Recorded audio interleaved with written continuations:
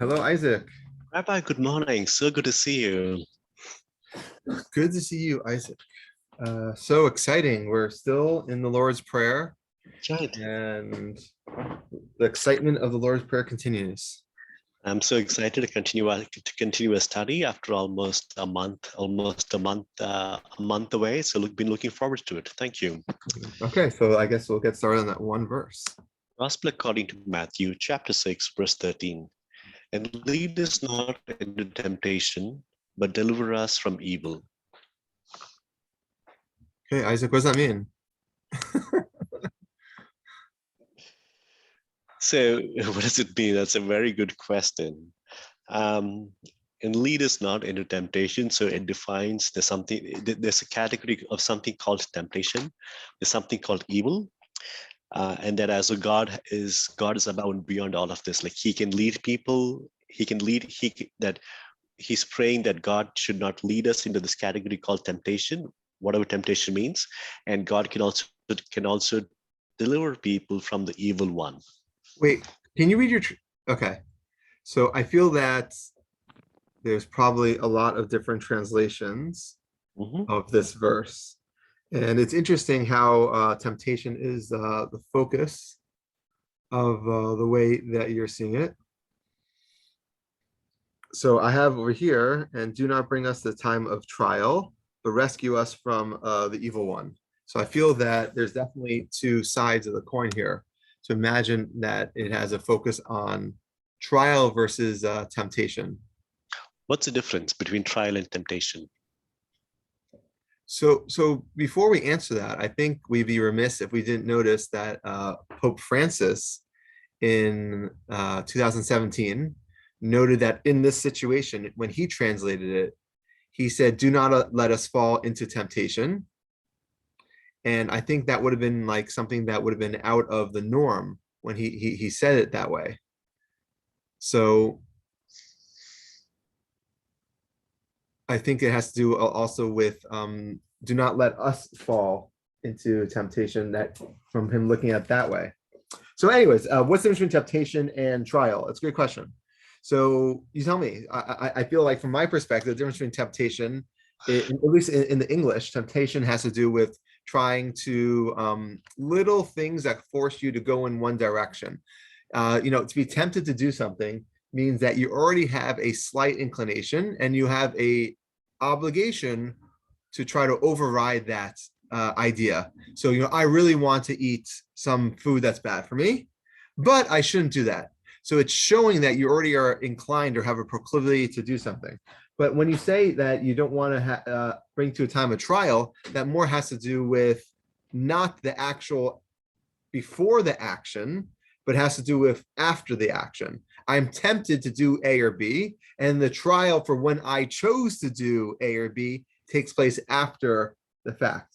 So I feel like do not bring us to the time of temptation. It's asking God, saying, like, I'm not sure if I could overcome my proclivities, my inclinations. What we say in Hebrew, in rabbinic tradition, are yetzer hara, our evil inclination. That every person has either, you're bad from your youth or from original sin or whatever you want to say, that you're going to have some idea that there's areas that you're going to fail. And it's saying that, God, I understand that I'm going to fail. And you have the ability to put me in a place where I'm going to fail or not fail. You kind of know my limitations and you Yeah. know how to make sure I don't cross that threshold of leaving the sin. And and just from a Jewish perspective, I can't tell you how often that this is the attitude of prayer. I'd say this is really one of the overarching attitudes of prayer. You say, God, I could speak poorly. Please help me not to speak poorly about people by maybe not putting me in situations of those horrible people, or reminding me that I can not uh, speak that poorly if I don't want to. We say, God, put me in a place where I can learn more Torah. God, put me in a place this, God, that. We're always asking to contextualize our arena of thought and action to be one that will be obviate any possibility of sin, because we recognize we always have that choice of blessing and curse, of life and death. And if we could avoid that, we want that. So that's one interpretation. The other one of trial, though, I think has nothing to do about this. Do not bring us to a time of trial. It's saying that that's more when we imagine the fires of hell, that if I am going to,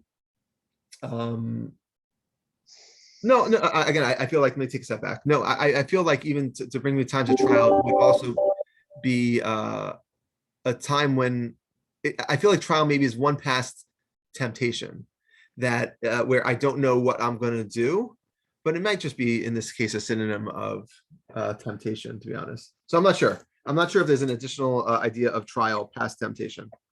So thank you for that distinction and the clarification and the background on temptation. So temptation is it's recognizing that we have certain proclivities and that we could fail. And God, please don't put us in a place where it's going that we could fail. Knowing our individual proclivities for things which aren't which aren't good, or which isn't part of the commandments. So in context of given this definition, would you look at the three temptations of Christ differently?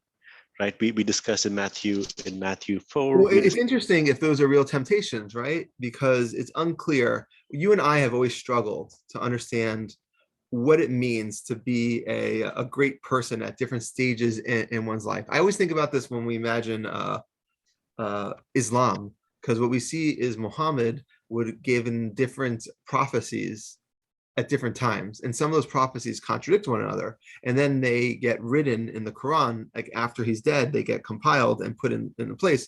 So the question is, when a prophet or when a holy person gives different messages at different times, we see this specifically in Jewish tradition with Jeremiah and Isaiah. One says the temple is going to be destroyed, run, you failed. The other one says stand by the temple no matter what, it's going to stay there forever. So a lot of times there's no inherent contradiction to say that there's different messages for different peoples, or that a prophet or holy person will give the message for the people at that time, and what they're personally going through will be a reflection of their life at that time. So the question is, was Jesus when he was younger? And this is something that the movie Dogma, I believe, analyzes. They say, like, imagine hearing this information that the New Testament describes as a 10-year-old or a 9-year-old. Imagine what that means to you. And they try to talk about the psychological nuances of coming of age with information of you being a quote unquote, angelic type of being. So I don't know, when we talk about like temptations, were they real temptations? Were they things that he really had to overcome or not? I see. Or Well, was yeah, it part of thank the you. growth Well, process, right? thank you for that context and background. Yeah, so the temptations happened after he was baptized. We said he was baptized, the Spirit came down, and then he was driven. But yeah, it does require further reflection, further thought as to what it could have been. But this is helpful as in temptation, as in those things at which each of us have a proclivities for sin, of things which aren't part of the holy way, what do we want to call it, or original sin, or from I forgot the words we used, from, so we're asking God to keep us away from Right. those So situations. so there's a verse in Genesis that a child is sometimes can be viewed as as evil, not evil, but off his path from youth, something that the right path has to be developed. And we look at the second half of the verse, but rescue us from evil or the evil one. This has to do obviously with depending on your attitude towards evil ones versus evil. Obviously, in the Greek, it's not clear if it's the evil one or evil. If it's the evil one, it just would, I don't think it's a big difference. If it's the evil one, it's just how Satan is viewed as specifically leading people down the wrong path and asking us to avoid the temptation of that, or if it's just evil, asking us to avoid evil. It's interesting though, the when you frame it, there's two ways to frame a prayer. You could frame it as, God, I fail regularly, and can you help me avoid the bad? But the other way to frame it is to say, God, I succeed regularly. Can you help me, put me in a path of success? So I think the actual framing of this part of the Lord's Prayer is very interesting. How if the Lord's Prayer in this context, I think, is very much cup half full kind of prayer. If you look at verse 12, forgive us for our sins or our debts, as we have forgiven our debtors. Do not bring us a time of trial, rescue, and forgive us. It's all kind of like the prayer is viewed from like the negative side, almost from the side of human failure, as opposed to the side of human success. Help me continue to do righteous actions. Help me continue to only speak your praises. Help me. So I feel like the beginning of the verse is, as we noted, is a recognition of the reality of Jesus's ministry. But the second half is, I think, like really trying to say, help me avoid the bad. But this also implies that God is above and beyond the temptation, the evil one, and God can act outside of it and through it, right? So in a sense, he's recognizing the that God is, what do you call it, God is omnipotent, and that he can, that he can move things around, shape things around to work out in a certain way. Now, on the topic of being, as in put us on a path of doing good versus keep us away from the evil one, in a way, it's reflective of human life. There's so much of suffering in this world. People experience all kinds of suffering, and it's just that we don't know what people experience. It's emotional, physical, psychological, mental, and in a way, it feels like he say, just, put us on a path where we don't suffer so much, recognizing that suffering is a part of life, is an element of life. Would Well, you? I mean, I don't think it's. I don't think it's so much about you suffering, unless you suffer personally because you sin. It's more saying that we do have the choice. If anything, Jesus is always laying down the opportunities, specifically in the Beatitudes, like you could be this meek person or you could be this other kind of person. He always kind of recognizes this bifurcated dichotomy between the two different kinds of people that you could be. And even though we recognize there's a spectrum of kind of people you could be, and you could be like really good or really, really good or really, really, really good. But Jesus always recognized that he always kind of wants you to be on the side of good. And he recognizes that you regularly might fail. So I think, I'm not sure if it's so much about suffering as much as that if a person can only pass so many tests. Yeah. So on the topic of So test, many right? trials. Yeah. So when these words were spoken, the Romans were in power. King Herod or King, I forgot, was it King Herod was a king at this time, and the Jews were a minority in that place. And so when he said this, how do you think these people might have thought about this? Because there was high taxation, they had to pay taxes, they were oppressed by the Romans, or they were. One second. So this is after Herod's dead, right? And number two, the Jews Yeah, aren't. oh yes. Yeah, Jews aren't the minority. They're a minority in Okay. certain Roman cities, but they're definitely not the minority in Jerusalem. They're definitely not the minority in most places in the Galilee. So I feel that again, it's always a question about what he's trying to accomplish. Like, I'm never quite sure. But if this is the way that you're supposed to pray, then this very much parallels rabbinic tradition, in that we want to pray that we don't have too hard of a job of getting to heaven. It's not too difficult. We can only pass so many tests. I feel like you see this with Job, right? That the idea is that Satan presents that Job eventually will fail, and then God says no, he'll never fail. So he says keep testing and testing, and we see this with Abraham too, that he goes through 10 tests and he passes each of the 10 tests. But I think for every Abraham and for every Job, there's probably 9 million people who fail tests every day. So I feel that this is more, the Lord's Prayer is more framed for the other kind of person, the regular person, than for the Abraham or the Job, who apparently could take any kind of suffering. And it's interesting, if you look at Abraham and Job as metaphors, that they are someone who suffer immensely. Their wife is taken, their kid is almost killed, their kids are killed, if you're in Job's situation, but they get endless reward at the end. And I think that simplistic kind of outlook, that the suffering is there and the trials are there, the temptations are there, but in the end, it's worth it. If you view that as a metaphor for life, I think that's helpful. And I think that we're asking to not be like Job and to not be like Abraham, saying like, please don't put me in the situation of these trials and temptations. So, okay, well, thank you for that historical context. So the next question I have is, in what way are these words different from rabbinical Judaism? Or are you saying, are they just building upon that?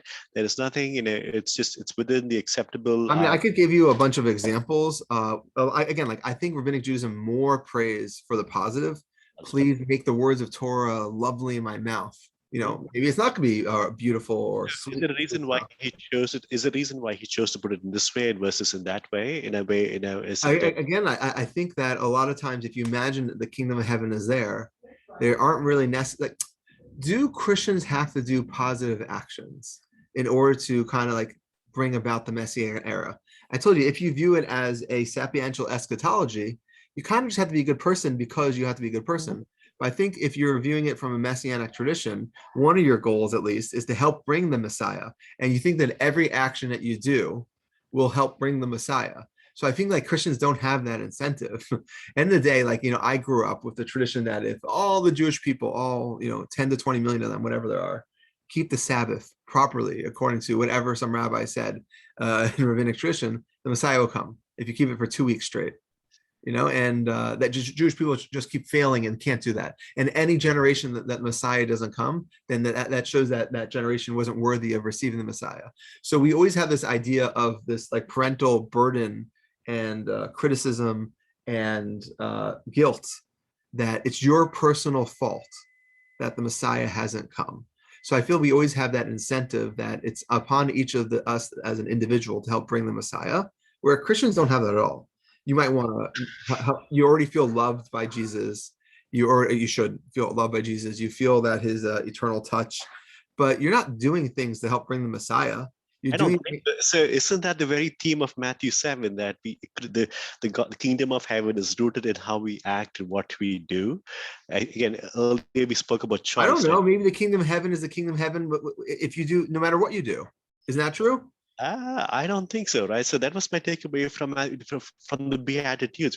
We spoke about salt. We spoke about a choice. One could be meek. One could be like, we have a choice of what. No, I'm not. I'm definitely not advocating for a fascist, narcissistic, tyrannical, militant person. I don't think that. I'm just saying that when a person does good, they're doing it for themselves at this point.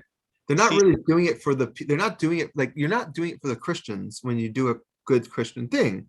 But when you do something like good thing for the Jews and the Jewish people, you're helping them bring the Messiah. You still have like this ultimate reward.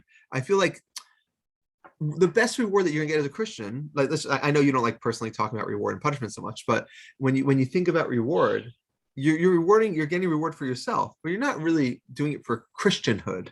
yeah. So here's what I think I might differ here. Here's what I think I'm hearing you say. There is a Christianity shaped by Pauline antinomianistic, by Pauline shaped by antinomianism. There's also Christianity shaped by Matthew, and both of these, as you've noted, they are at odds. They aren't exactly like Matthew's definition of Jesus and Christ are a bit at odds I with agree, and Paul's. I'm not pushing for an antinomianism though. I'm just noting that when you do good, it's for yourself more. It's to broach your relationship, where like the sense of collective Christianhood, like when an evangelical tries to convert a person to It's very Christianhood. bad. It's very bad. Very Well, bad. let's say he tries to convert his son. His son is going off the path, and not convert. Let's say he's trying to just convince. So there's two things he's doing. He's one, bringing someone under Jesus's arm, and number two, he's kind of doing something for himself. Like, this is what I'm supposed to do with my life. But is there like it's harder? Like it's the sense that you're kind of bringing about a change in the world. I just don't think is there. You want as many people under Jesus' wing as possible, but every religion feels that. That's not like idiosyncratic to Christianity. Every Buddhist thinks it's better to be Buddhist. Every Hindu thinks it's better to be Hindu. But every Jew, like when you do like or every Muslim, you think that you're like when the Taliban kind of overrides a country, they're not only doing it for themselves to be a good Muslim, they're trying to bring about a reality.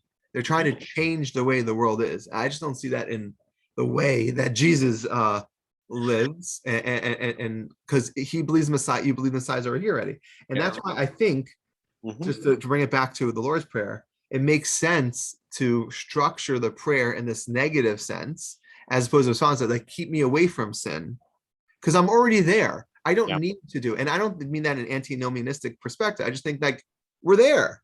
Bask in God's glory. A good Protestant could just sit there and look at God all day and be happy, Well, okay. Now that I think about it, that makes sense, right? So lead us not; it's more Oh, reactive, I broke you, then Isaac. I mean, I got you to yeah, but agree. then It just took me yeah, saying but the I'm so same thing in excited. 6 different ways. So I'm so excited to study the Gospel of Matthew with you because this, as you noted, this is so different than the Pauline version. I think in the verses to follow, some of some of his very strong words on how people live, on the kind of lives, or do what one believes shape or are my actions shaped by how I believe, will help shape the future of reality reality. Anyway, I think this would be a great place to stop, Rabbi. We've covered quite a Yeah, bit. 100%. Thank you so much for your time, and I look forward to the next session. Thank you. Absolutely. Okay, speak to you soon. Bye.